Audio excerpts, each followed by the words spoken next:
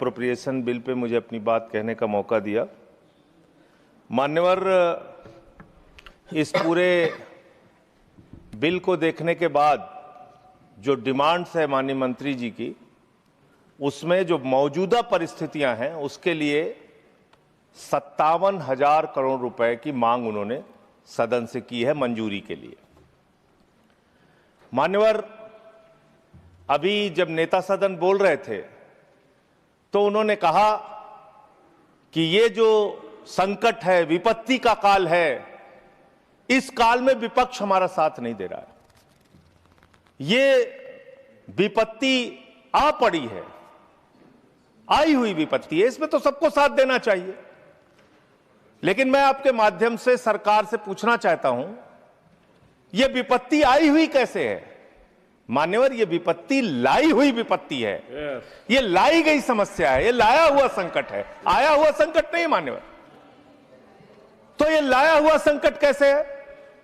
देश की जनता को नहीं पता था मान्यवर, आपको भी नहीं पता था, हमको भी नहीं पता था, लेकिन आदरणीय प्रधानमंत्री जी को पता था, देश के विदेश मंत्री को पता था कि जो हार्मोज का समुद्री मार्ग है, वहां से भारत की जरूरत का 60% कच्चा तेल आता है मान्यवर, और 50% भारत के जरूरत की गैस आती है, उसी रास्ते से आती है।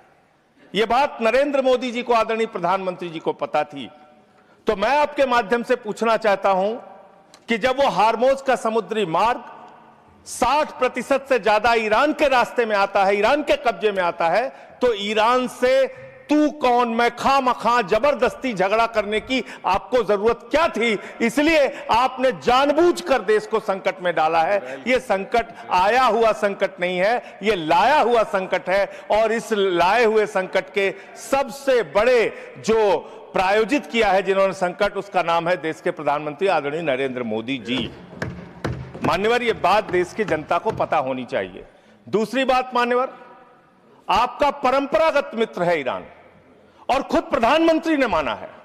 प्रधानमंत्री जी जब गए थे ईरान की यात्रा में, उन्होंने कहा भारत और ईरान की दोस्ती इतिहास से भी पुरानी है। यह प्रधानमंत्री के वक्तव्य हैं। उन्होंने खामेनेई जी को कुरान की पांडुलिपि भेंट की थी 7वीं शताब्दी की मान्यवर।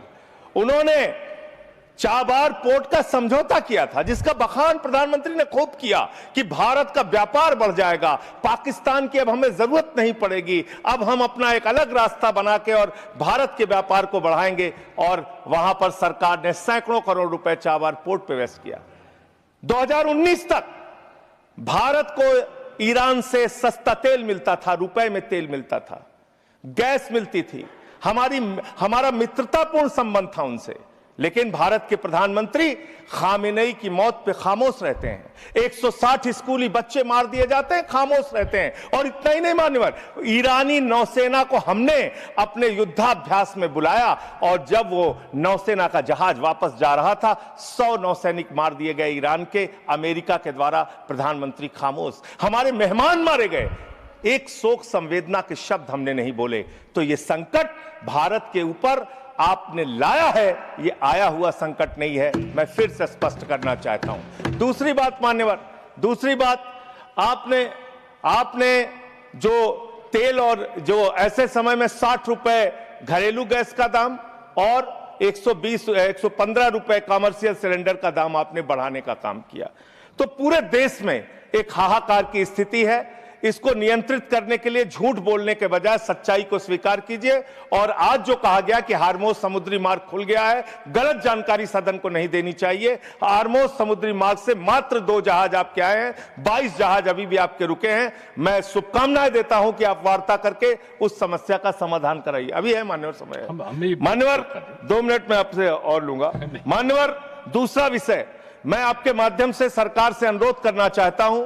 हमारी सेना बहादुरी से देश की सुरक्षा के लिए लड़ती है, और उसके साथ साथ सेंट्रल आर्म्ड पुलिस फोर्स के लोग, जो हमारे केंद्रीय सुरक्षा बल के लोग हैं, वो भी लड़ते हैं, वो भी देश के लिए अपनी कुर्बानी देते हैं।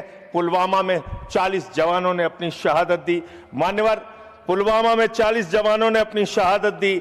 और जो उनका काडर सिस्टम है, यूपीएससी के थ्रू उनकी भर्ती होती है, मैं बस 1 मिनट आपसे लूंगा, बस सर, आधा मिनट वो खत्म करूंगा, 1 मिनट में खत्म करूंगा सर। मान्यवर, जो यूपीएससी के थ्रू उनकी भर्ती होती है, उसके बावजूद उनके प्रमोशन में उनके साथ नाइंसाफी की जाती है। सुप्रीम कोर्ट तक से वो जीत चुके हैं, लेकिन बार बार उनके साथ नाइंसाफी हो रही है। और 1 मिनट में अपनी बात कह के खत्म करूंगा सर।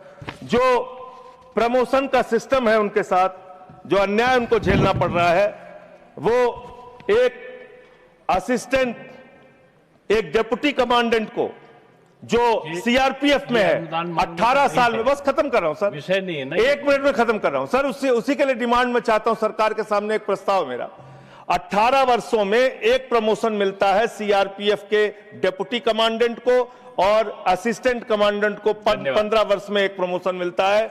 यही हाल बीएसएफ का है। लेकिन जो आईपीएस बैच के अधिकारी हैं उनको 4-4 प्रमोशंस मिलते हैं। हमें आईपीएस के प्रमोशन से परेशानी नहीं है, लेकिन बीएसएफ में, सर खत्म कर रहा हूं सर, 30 सेकंड में खत्म कर रहा हूं सर, खत्म कर रहा हूं 30 सेकंड में सर। मेरा सिर्फ आपके माध्यम से सरकार से इतना अनुरोध है कि जो हमारे केंद्रीय सुरक्षा बल के जवान हैं, जो हमारी वो सेना है, उसका मनोबल कमजोर ना हो जवानों का, और उसमें